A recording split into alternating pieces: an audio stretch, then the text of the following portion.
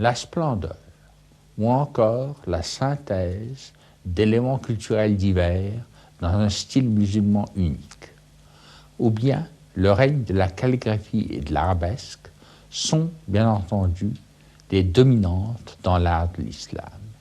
Mais il faut retenir surtout peut-être cette vérité, qu'il n'y a pas de coupure entre l'artiste et l'artisan, ou même l'ouvrier. Ce sont les mêmes hommes qui cisèlent, qui martèlent, qui peignent au nom de leur vérité intérieure.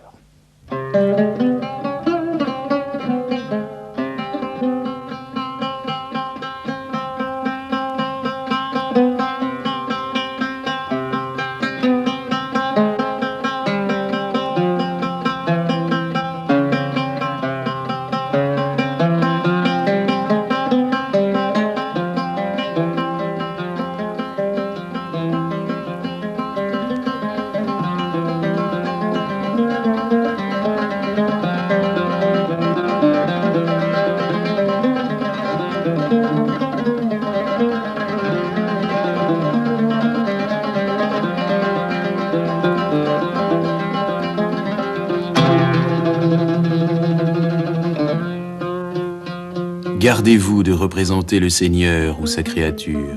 Ne peignez que les arbres, les fleurs, les objets inanimés, car au jour du jugement, les êtres représentés viendront réclamer une âme à l'artiste qui, impuissant à les satisfaire, subira les tourments du feu éternel.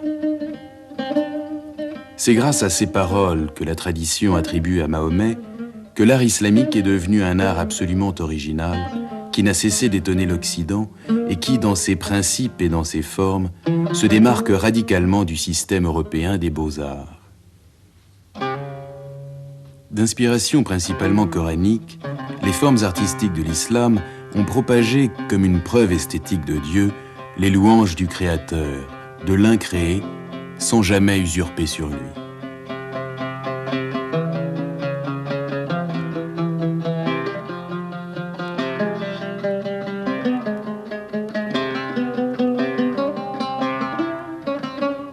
Le Verbe divin est calligraphié dans la pierre, et l'architecture même fait de la mosquée l'espace privilégié où se déroulent les arabesques de l'écriture qui veulent joindre en un tout la beauté et la vérité.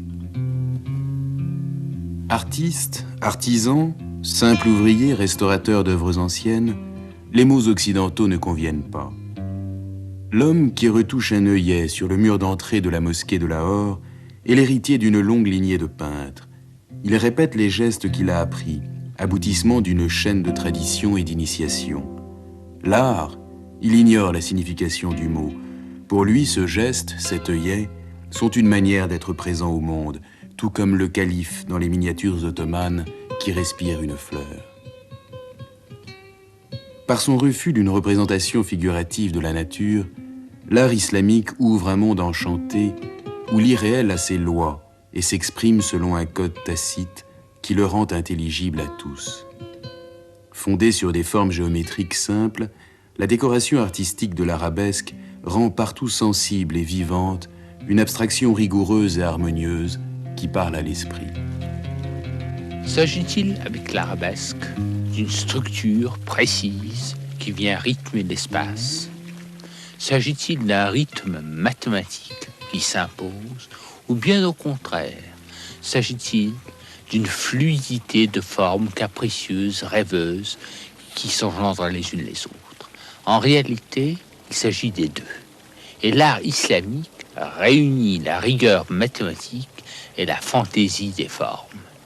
Tout d'abord, l'œil ne discerne que la fantaisie, mais en réalité, celui qui trace l'arabesque commence par établir des rapports géométriques. Il trace des rosaces, des triangles, des pentagones, parfaitement rigoureux, et c'est autour de cette structure qu'il articule ces lignes apparemment capricieuses, de telle sorte que l'arabesque est, avec la calligraphie, l'art le plus caractéristique de l'islam, car elle réunit à la fois une pureté que je dirais presque cristalline, avec un jeu de formes qui rêve à l'infini.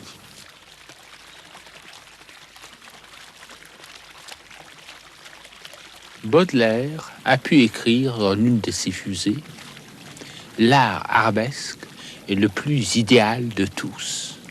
Que signifie idéal? Sans doute que ce ne sont pas les sentiments, la violence des couleurs, l'élan tout seul qui permettent de comprendre, mais la fine pointe aiguë de l'intelligence qui passe à travers l'entrelac des formes pour ne s'arrêter qu'à la structure pure.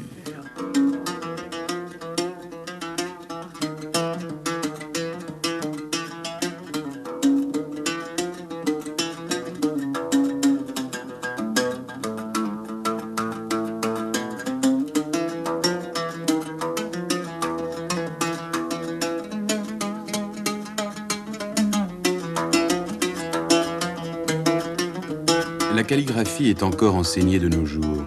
Elle doit permettre aux formes figées et codées de l'écriture un déploiement des lignes en fonction de l'espace à parcourir. Les divers agencements des mêmes symboles permettront des modes de lecture différents. Tout part du point, unité de base de la droite, qui forme l'aleph. Et celui-ci s'inscrit régulièrement comme diamètre d'un cercle qui se redécompose en courbe, arc de cercle, ovale, ellipse, donnant naissance à la suite des signes lexicaux.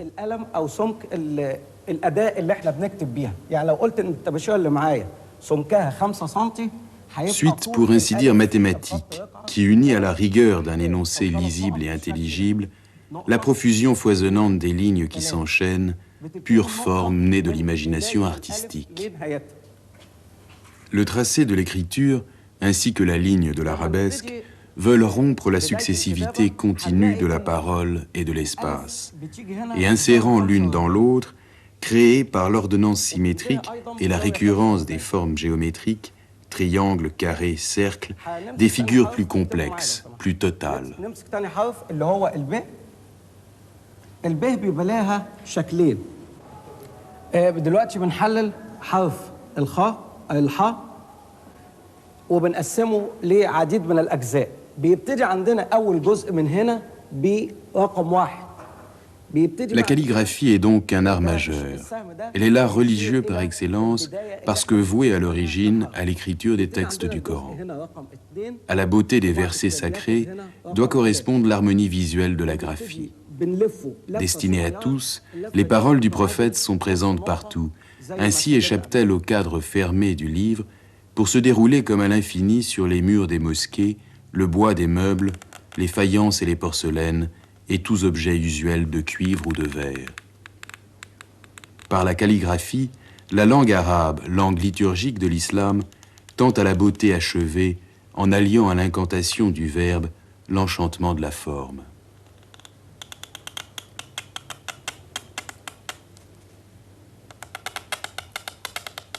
Le calligraphe témoigne là encore d'un art qui ne peut être création au sens occidental, qui n'est pas l'art pour l'art, mais qui est à la base une technique parfaitement définie et un moyen de communication très fonctionnel.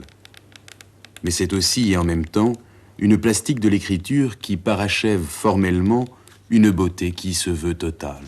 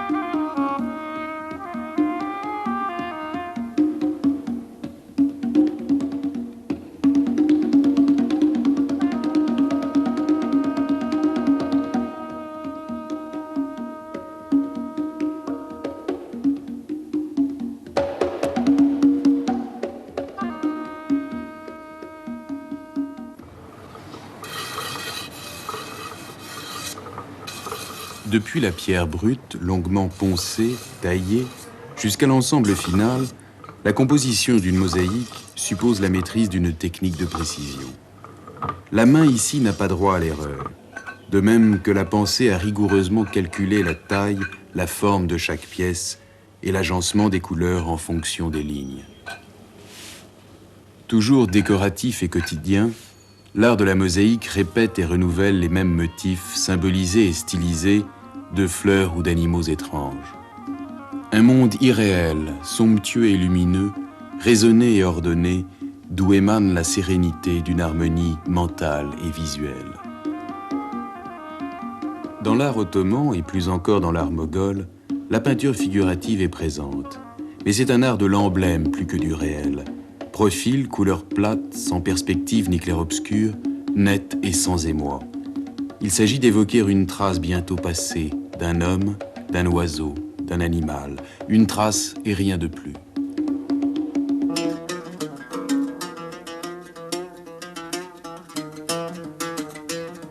À la limite de l'artisanat et de l'industrie, le travail du cuir marocain, ici à Fès, utilise une main-d'œuvre nombreuse autant que la maîtrise individuelle de techniques millénaires patiemment acquises.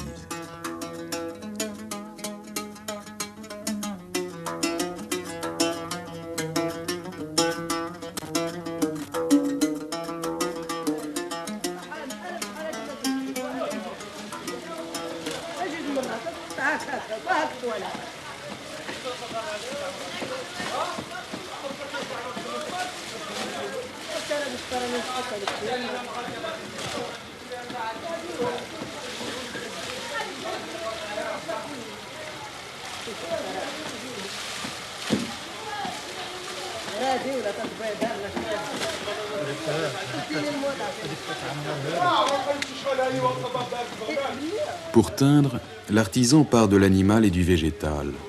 L'un donne le cuir, l'autre la couleur. La peau de l'agneau est patiemment battue et rebattue.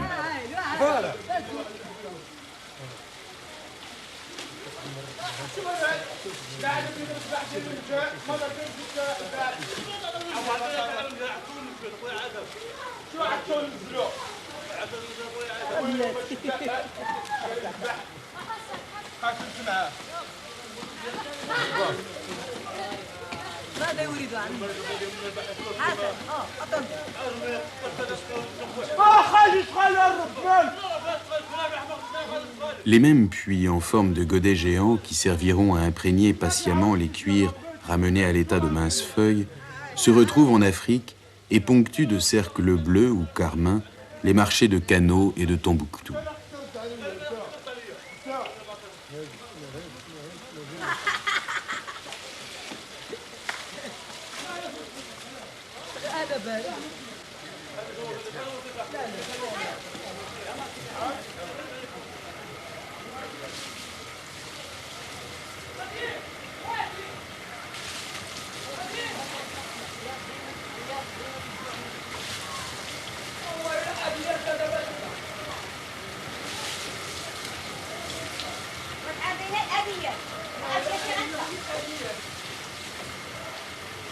Appliquées toujours à plat, sans ombre, pures et héraldiques, ces couleurs sont les mêmes en Iran et en Asie centrale.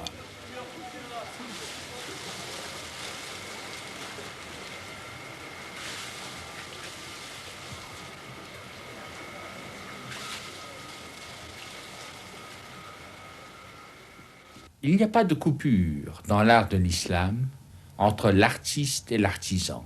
On pourrait même dire l'ouvrier. Il s'agit du même homme et des mêmes principes. Il n'y a pas en islam, d'un côté, un art réputé art noble, art grand, l'art de chevaler, l'art des muses, et d'autre part, l'art des artisans, des décorateurs, des ouvriers. Ici, par l'intelligence de la main, par la stabilité des corporations, par l'enseignement du maître, les mêmes techniques passent de père en fils, de maître à disciple.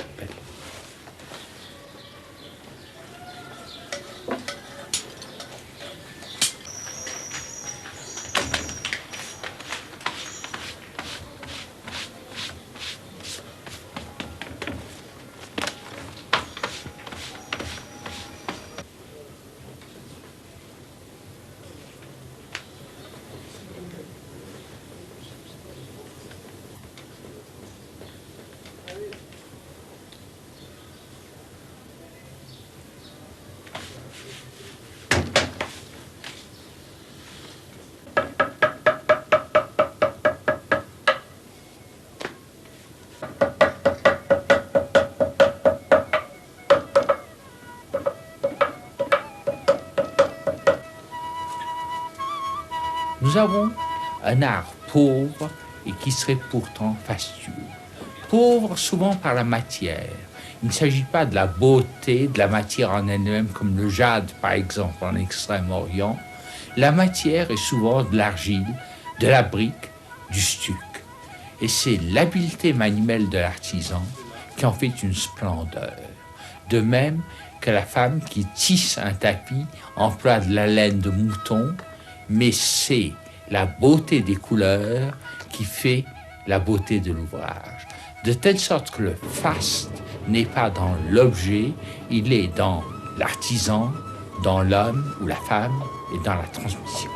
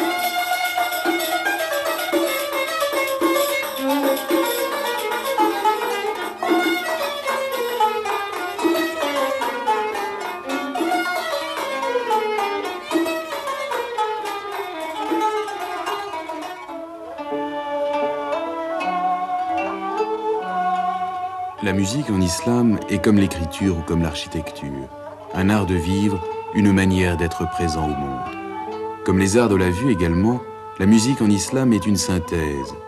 Les modes grecs, le raisonnement des philosophes sur les proportions, les rythmes des pas des chameliers, soigneusement codés et répertoriés comme en poésie, les anciennes mélodies des cours d'Iran, le chant profond de l'Inde, qui est aussi celui de l'Andalousie, les maîtres savants des modes ottomans, tous se sont réunis pour former une musique où la distinction du savant et du populaire n'a plus de sens.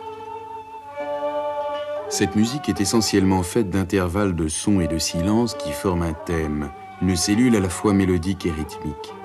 Sur ce thème se déroule la répétition et la variation, développée à l'infini, capricieuse, partant semble-t-il à l'aventure pour revenir régulièrement à l'ordre.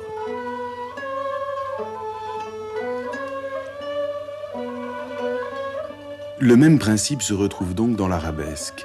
Ici et là, on part d'une figure géométrique ou d'un thème simple. Et puis fusent les improvisations et les fioritures apparentes. Mais l'unité reste toujours présente, sous-jacente. Elle soutient les motifs.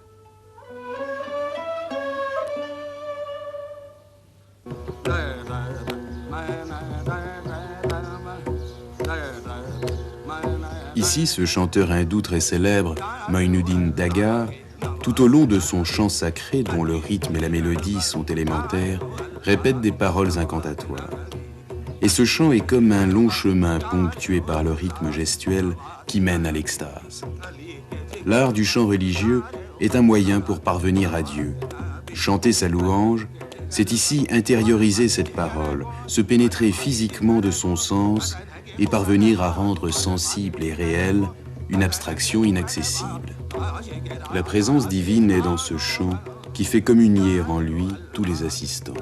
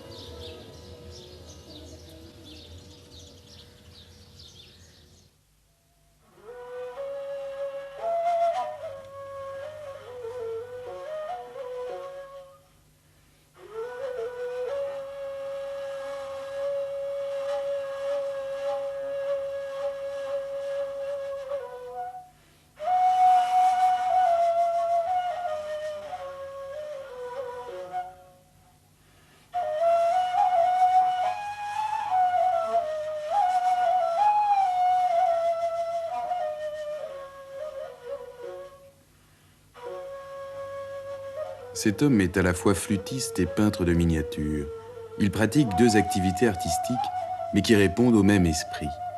Cette diversité n'est pas divergence, mais cohérence. Elle témoigne de l'unité de l'âme islamique.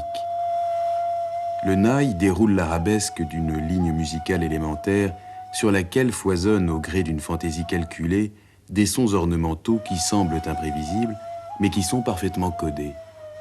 Là encore, le schéma de base est simple, mais l'ensemble est complexe. Entre le travail de la miniature et la musique, il existe une correspondance structurelle, comme entre tous les arts islamiques. La musique du flûtiste développe linéairement un thème simple qui revient sans cesse et se poursuit encore en se renouvelant, comme si elle ne devait jamais finir.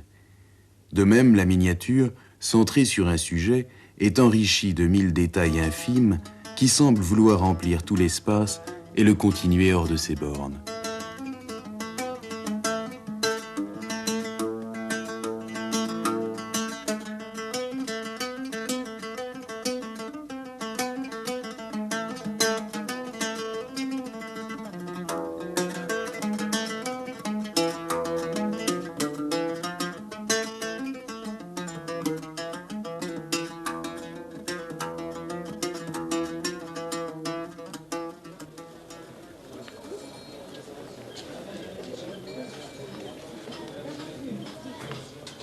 L'industrie du tapis est très ancienne en Iran et en Asie centrale.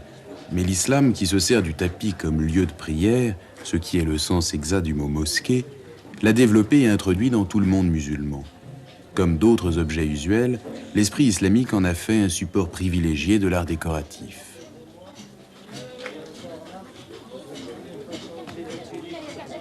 Motifs, couleurs et formes s'agencent d'une façon complexe qui ne laisse aucune part au hasard.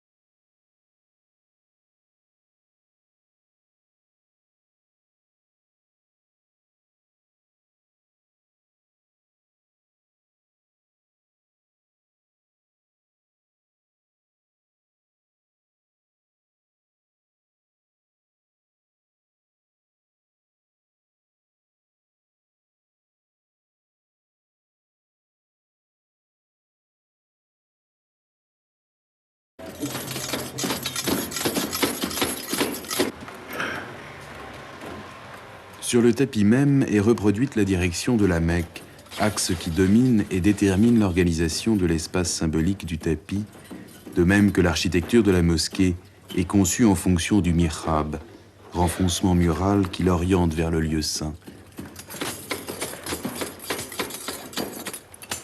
Les techniques du tissage de la laine, les métiers horizontaux ou verticaux, étaient connus dès le VIe siècle en Iran.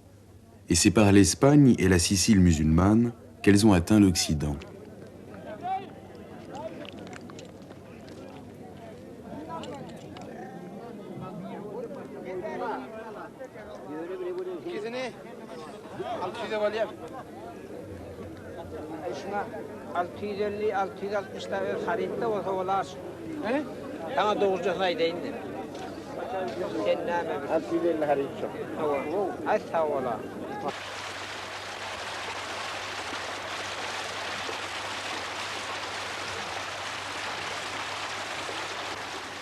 L'élément final dans l'élaboration de la couleur, c'est l'eau. La laine trop neuve est délavée dans les ruisseaux, étalée dans les rues. La valeur d'un tapis ne vient pas de son antiquité, mais de son usure.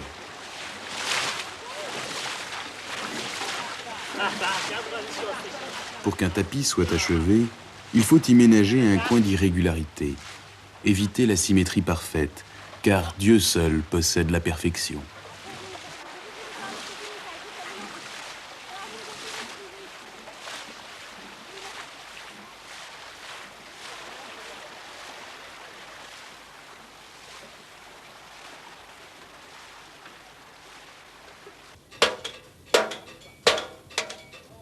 Le travail des métaux, et principalement du cuivre, est très ancien en Iran, mais c'est au 8e siècle qu'il se développe et se propage. Ici, à Fès, au Maroc, les ustensiles de tous les jours sont ouvragés avec la même richesse et la même minutie. Là encore, l'alliance de l'art et de la vie correspond à la permanence du spirituel dans le temporel, si caractéristique de l'islam. Le joaillier, comme le dinandier et le tisserand, sont donc avant tout des artisans fabriquant des objets destinés à tous.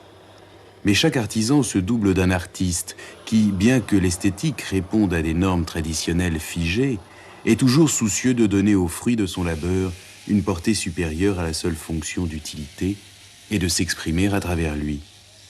Mais il ne transparaîtra rien de sa propre affectivité. L'art islamique se refuse à montrer drames et passions, angoisses et souffrances. Le code esthétique cherche surtout à saisir l'œil d'une plénitude harmonieuse et calme, synonyme de paix.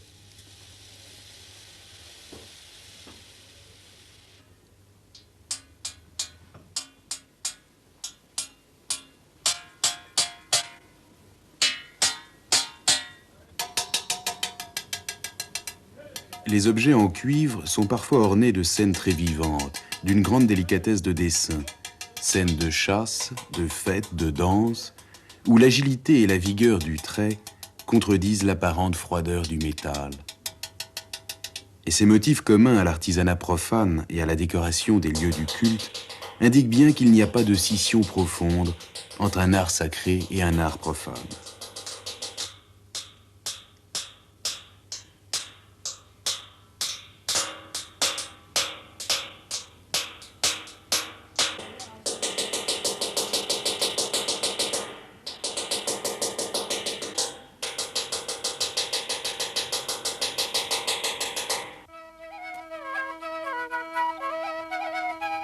La vie du dinandier est partagée entre son activité artisanale et sa fonction religieuse.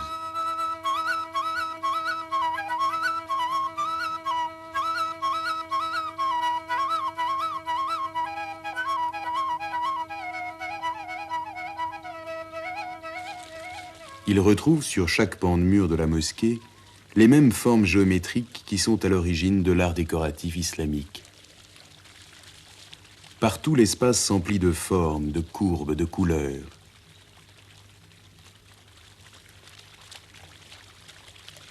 L'artisan est donc ici le muezzin.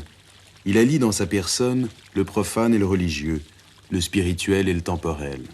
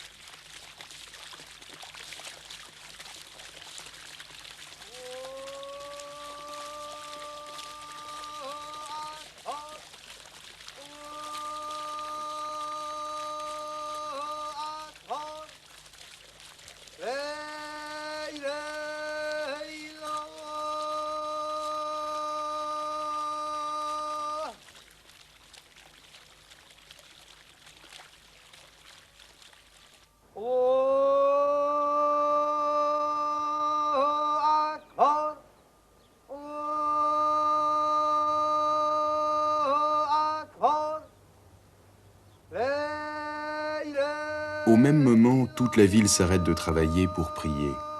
De loin en loin, les voix se répondent.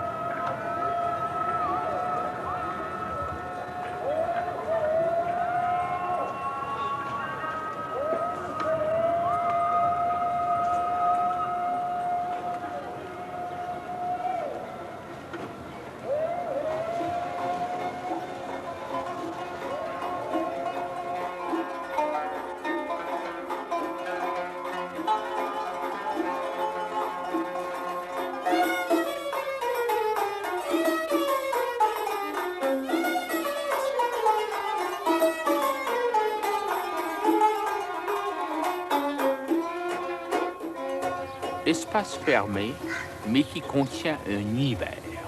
Tel est le fort rouge du grand moghol Shah Jahan au XVIIe siècle. Citadelle, palais, mosquée, jardin, tout à la fois. Mais citadelle d'abord. Dès qu'on approche du fort rouge, on est frappé de ces murailles sombres, d'un rouge sang de bœuf, avec des tours qui ressemblent à des tours de jeu d'échecs et des portails qui permettraient de passer sur des éléphants.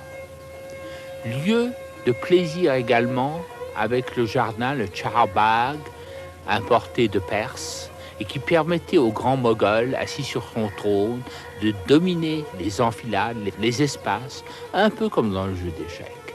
Et dans la salle des audiences, il est écrit en persan Agar Ferdaus baroy zamin ast, hamin ast, hamin ast, hamin ast.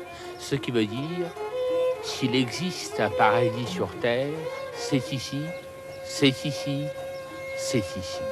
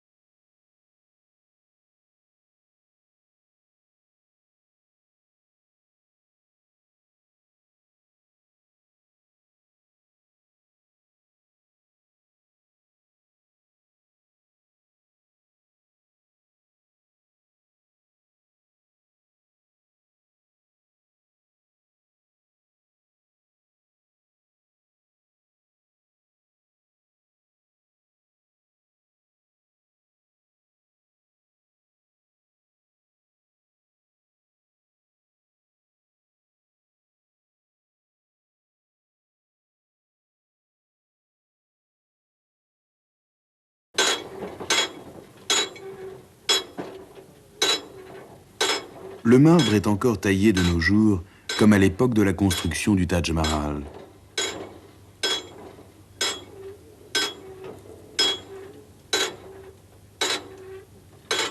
Matière et forme créent la splendeur, mais l'essentiel est dans le travail qui les achemine vers la beauté. L'art n'est pas séparé du labeur, dans une juste cohésion de l'éthique et de l'esthétique. Lien entre la peine, le geste exact, le trait qui orne ou qui bâtit, la droiture de l'intention, quel que soit son objet d'application. D'énormes monolithes étaient extraits des carrières et transportés par voie de terre jusqu'au chantier, éloigné de près de 500 km. Un voyageur raconte que d'interminables caravanes apportaient sans cesse toute l'année le précieux marbre blanc de Makrana et de Raiwala jusqu'au Taj Mahal.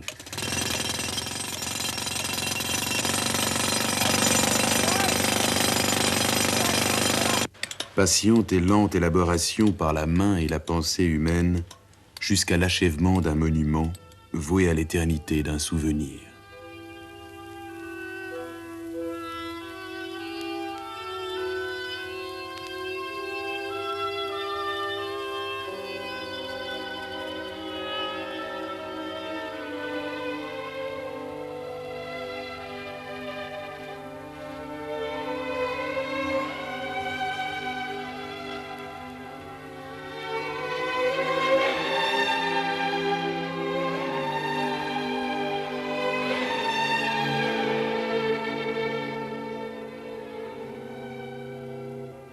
Paradis, Firdaus, Jannat.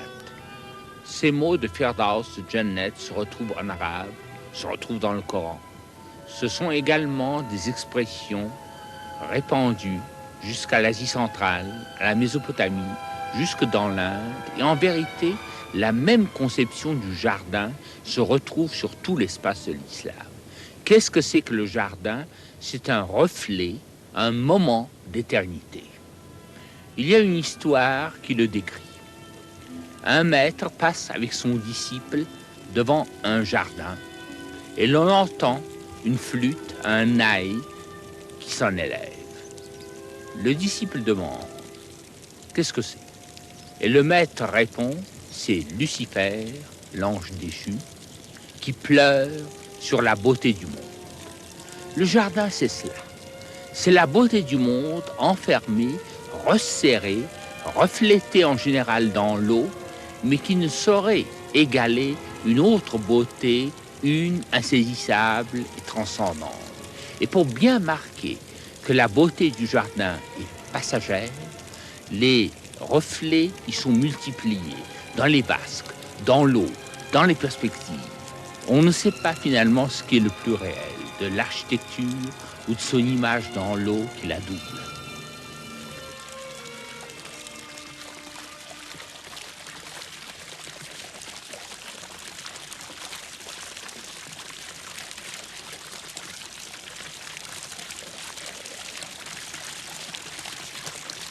Et à quoi penser au généralif, sinon à ce que Grenade a apporté de plus précieux peut-être au monde, qui est la poésie lyrique. Les mêmes thèmes se retrouvent dans la poésie développée à Grenade et dans le lyrisme européen. L'un des thèmes importants, c'est celui de l'amour lointain, inaccessible, parfois même transcendant, de sorte que le même poème est à la fois un poème mystique d'amour divin et un poème d'amour très humain. Un autre thème s'ajoute à celui de la princesse lointaine. Thème tout à fait traditionnel dans le monde arabe jusqu'au Yémen. C'est celui de la dame de pensée, de la dame qui n'existe pas. Ici, en Espagne, les dames de Marrakech sont devenues la dame de Grenade, mais c'est toujours la princesse lointaine, celle de Gérard de Nerval, et qui va continuer en surréalisme jusqu'à la Nadia de Breton. Mais elle trouve dans la poésie andalouse des accents mystiques, des accents poignants, intérieurs, que l'on n'entend pas toujours dans d'autres civilisations. Car il s'y ajoute la gravité du thème de la mort. Et la mort est toujours présente dans la poésie andalouse, liée au thème de l'amour.